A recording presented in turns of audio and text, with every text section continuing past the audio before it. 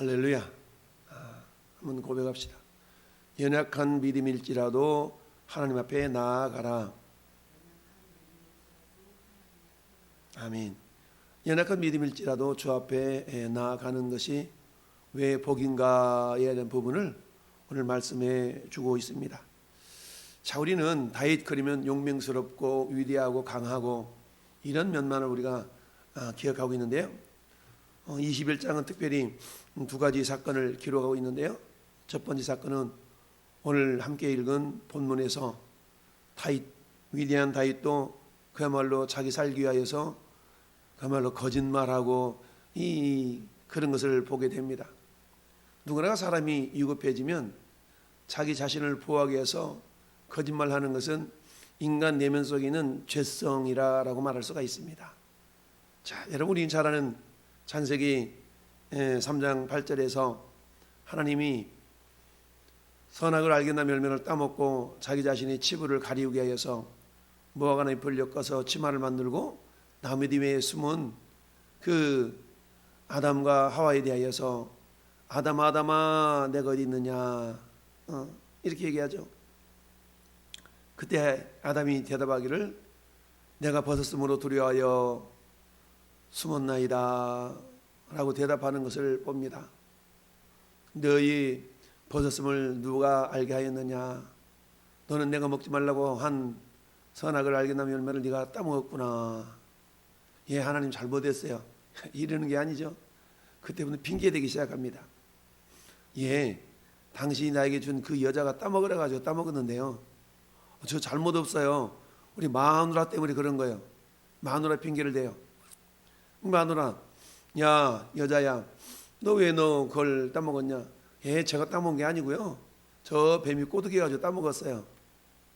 이렇게 핑계대는 것은 결국 인간의 내면 속에 있는 그 죄성, 즉 사단에 의해서 죄가 들어오고 그 죄로 말미암아서 핑계대는 인생이 되고 말았죠. 오고는 세대도 역시 마찬가지.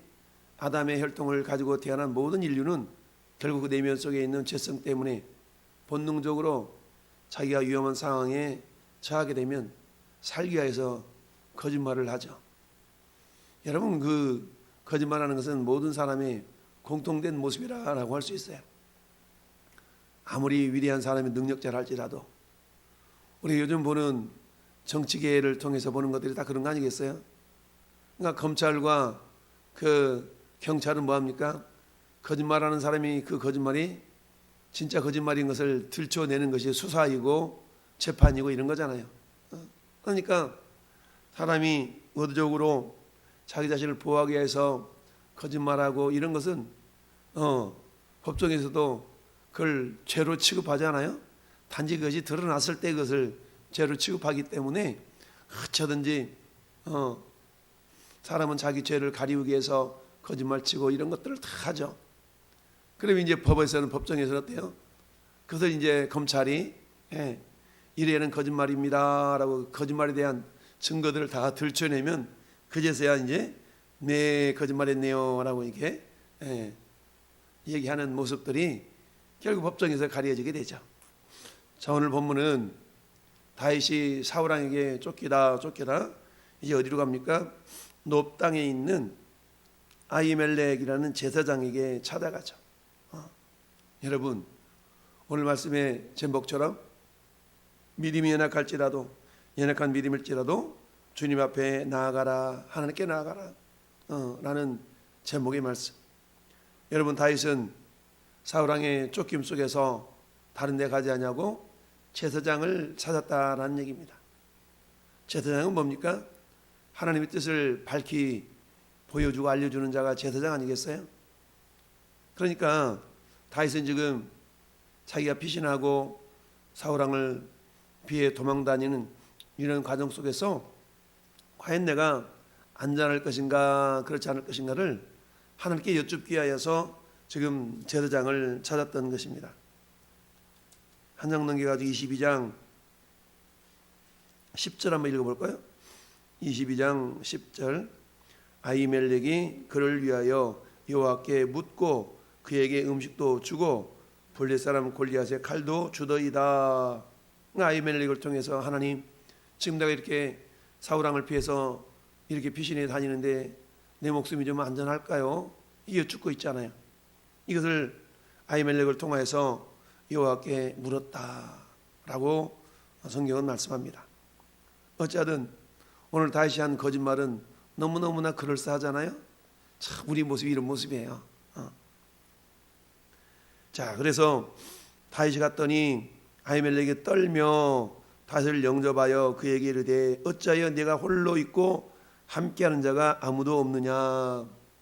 그러니까 다윗이 홀로 이렇게 오니까 아히멜렉 입장에서는 뭔가 큰일 난 일이 있나 보다라고, 보통 다윗은 그야말로 사울의 사이로서 함께하는 일행들을 거느리고 다녀야 되는데 혼자 오니까 이게 보통 일이 아닌 것 같구나라고 짐작을 했던 거죠. 그때에 다윗이 제사장 아히멜렉에게 이르되 왕이 내게 이를 명령하고 이르기를 내가 너를 보내는 것과 내게 명령한 일은 아무것도 사람에게 알리지 말라. 마치 비밀 특사처럼 하시기로 내가 나의 소년들은 이러한 곳으로 오라고 말하였나이다. 그 내가 먼저 왔어요 라고 이 2절의 말씀은 이거 거짓말이잖아요. 그러면서 이제 당신의 수중에 무엇이 있나이까? 떡 한 덩어리나 무엇이 있는지 나한테 좀 주시오라고 그랬죠. 그랬더니 제사장이 뭐라고 대답합니까? 보통 떡은 내 수중에 없으나. 이 보통 떡은 임으로 그냥 나눠 먹을 수 있는 떡이죠. 근데 거룩한 떡은 있나니, 거룩한 떡은 진설병을 말합니다. 떡 12덩이는 이스라엘 12지파를 상징하는 떡으로서 매 안식일마다 부드러운 떡을 올리고 약간 굳은 떡은 이게 내놓는 거죠. 그런데 여러분, 요즘 떡 일주일 동안 내버려 두면 곰팡이 쓸고 쉬고 이래서 못 먹어요.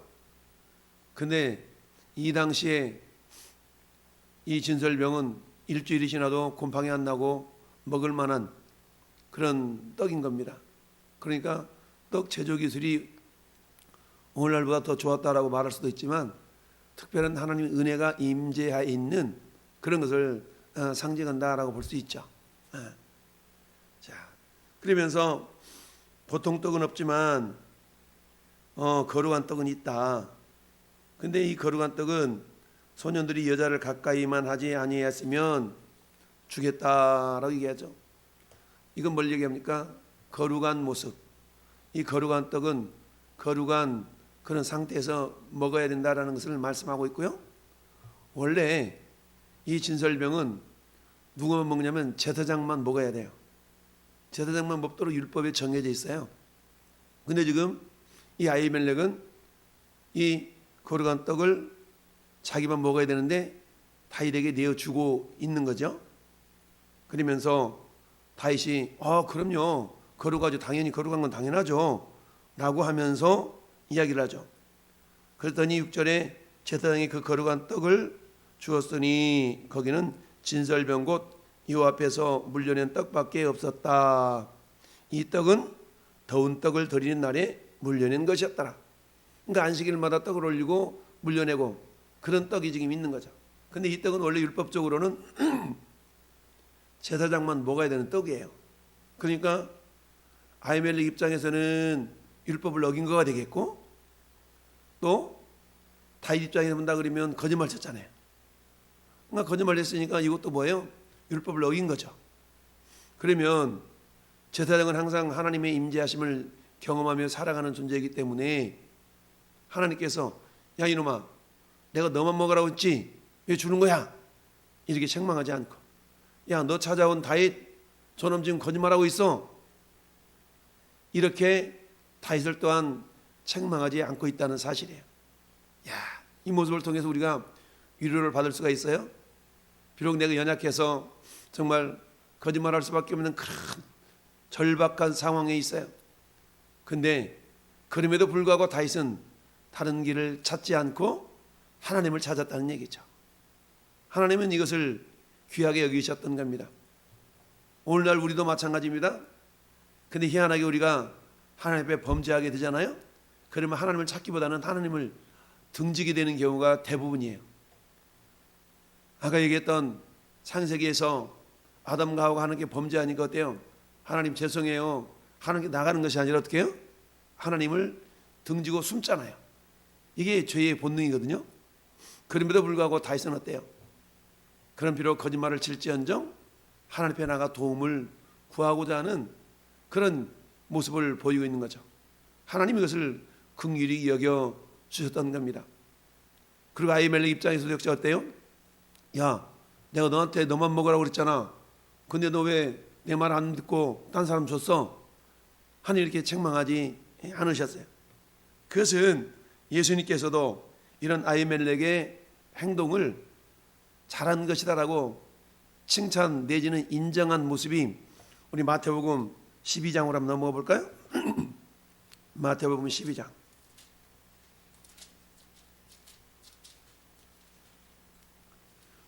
자, 마태복음 12장 1절부터 보면 그때 예수께서 안식일에 밀밭 사이로 가실 때에 제자들이 시장에서 이삭을 잘라 먹었어요. 그랬더니 바리새인들이 보고 말하기를 당신의 제자들이 안식일에 하지 못할 일을 하나이다. 즉 이 밀을 잘라 먹는 것을 일한 것으로 본 겁니다. 안식일에는 안식해야 되는데 일했다 이거죠. 이것을 트집 잡아서 예수님께 지금 따지는 겁니다. 당신의 제자들이 안식일에 하지 못할 일을 했습니다. 안식을 범했잖아요. 지금 이러고 있는 겁니다.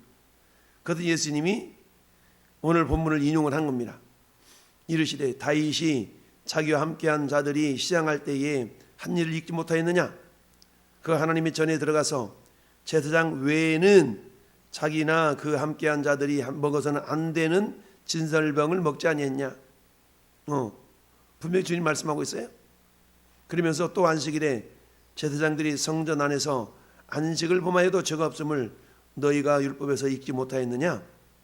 내가 너희에게 이르노니 성전보다 더 큰 이가 여기 있느니라.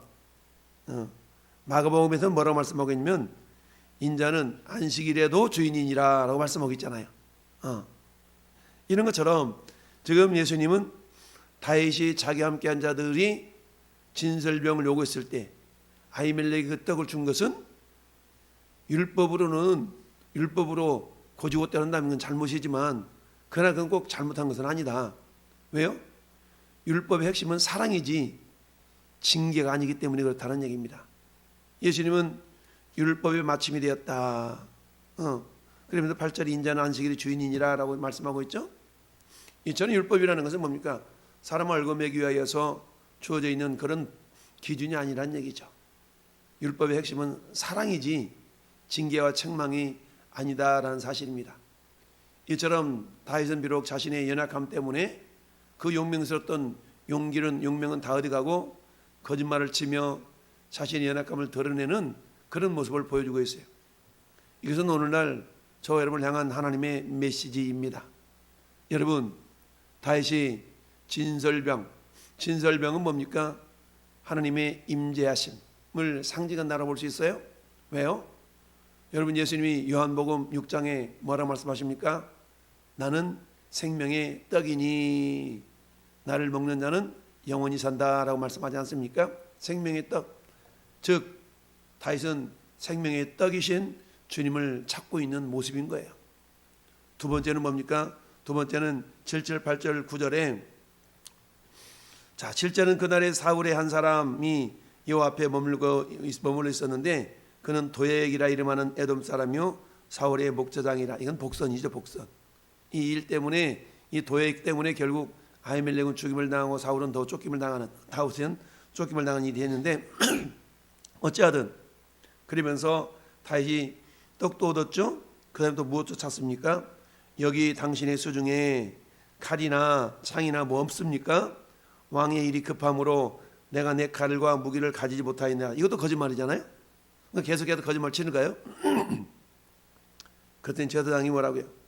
네가 엘라 골짜기에서 죽인 블레셋 사람 골리앗의 칼이 보자기에 쌓여서 어디 있다? 에봇 뒤에 있다. 그것을 가지려거든 가지라라고. 그랬더니 다윗이 그만큼 좋은 게 없죠. 주세요. 라고 해서 골리앗 칼을 가집니다. 여러분, 에봇은 하나님의 뜻을 이렇게 여쭐 때 입는 옷이지 않습니까? 근데 그 뒤에 뭐가 있었어요? 골리앗의 칼이 있었다. 이건 또 의미가 있는 겁니다. 결국 하나님의 뜻이라는 것은 비록 대적 골리앗의 칼이지만 그 칼을 통해서 다윗을 위대한 능력자로 만들어 주시겠다라는 하나님의 은혜라는 얘기입니다. 여러분, 만약에 다윗이 아히멜렉을 찾지 아니했다면 이런 하나님의 은혜를 경험할 수 없었을 거예요. 근데 그 연약함에도 불구하고 하나님의 전을 찾았던, 하나님의 사람을 찾았던 이 다윗의 모습 속에서 우리가 취해야 될 그런 자세를 발견해 볼 수 있습니다. 우리는 어때요? 겉으로는 강한 것 같지만 누구나 다 내면에 연약함이 다 있거든요. 근데 그 내면에 연약함이 있을 때에 어때요? 위기 상황 가운데에 주님을 찾는 것과 사람의 수단을 찾는 것과는 전혀 다릅니다. 여러분, 시편 146편에 그렇게 말씀하고 있습니다. 귀인들을 의지하지 말며 도울 힘이 없는 인생도 의지하지 말아라. 그의 호흡이 끊어지면 불구로 돌아가서 그날에 그의 생각이 소멸하리로다. 야곱의 하나님을 자기 도움으로 삼으며 여호와 자기 하나님에게 자기 소망을 두는 자는 복이 있도다 라고 성경 말씀하고 있죠. 즉 다윗은 비록 자신이 거짓말을 하면서 위기를 모면하려고 하는 그런 연약함이 있었음에도 불구하고 세상 사람을 의지하지 않고 하나님을 찾았다라는 얘기죠. 이 모습을 하나님께서는 귀하게 여기시고 비록 율법을 어기는 행위를 아히멜렉으로 하도록 이렇게 유도했지만 그것을 죄로 여기지 아니하고 하나님의 자비하심과 사랑으로 용납해 주셨다라는 얘기죠. 그렇습니다. 오늘날 우리도 마찬가지죠. 신앙생활 할 때 보면 너 이거 잘못했잖아, 너 저거 잘못했잖아 라고 정죄하는 율법의 사람이 아니라 그럼에도 불구하고 주님의 사랑과 자비하심으로 덮어주는 은혜, 덮어주는 사람의 사랑의 사람이 될 수 있기를 바랍니다. 왜 하나님이 그러하셨던 것처럼 오늘 본문에 저 여러분을 향해서 주님 여전히 말씀하시는데요, 앞길이 막막할수록 우리는 하나님을 찾아야 된다라는 이야기입니다. 여러분, 그러니까 우리는 어때요? 쉬지 말고 기도하라라는 얘기는 뭐겠습니까? 좋은 일 있으면 기쁨으로 감사하기 위해서 주님을 찾아야 되겠고, 힘들고 어려운 일이 있으면 그것 때문이라도 주님을 찾아야 되겠고, 그러니까 어때요? 쉬지 말고 기도하라라는 말씀이 맞는 말이죠. 오늘 하루도 우리가 주님을 찾으며 구하고, 비록 우리 인간의 연약함이 있어서 때로는 하나님 나 이런 잘못했어요, 그렇지만 내가 주님이 필요해요 라고 우리가 주님을 찾을 때에 주님 우리의 연약함을 책망하지 아니하시고 우리를 도우시고 위로하시는 하나님이신 것을 믿고 오늘도 겸손하게 주님을 찾고 그 하나님의 은혜를 경험하는 복된 하루가 되기를 예수님의 이름으로 축원합니다. 아멘.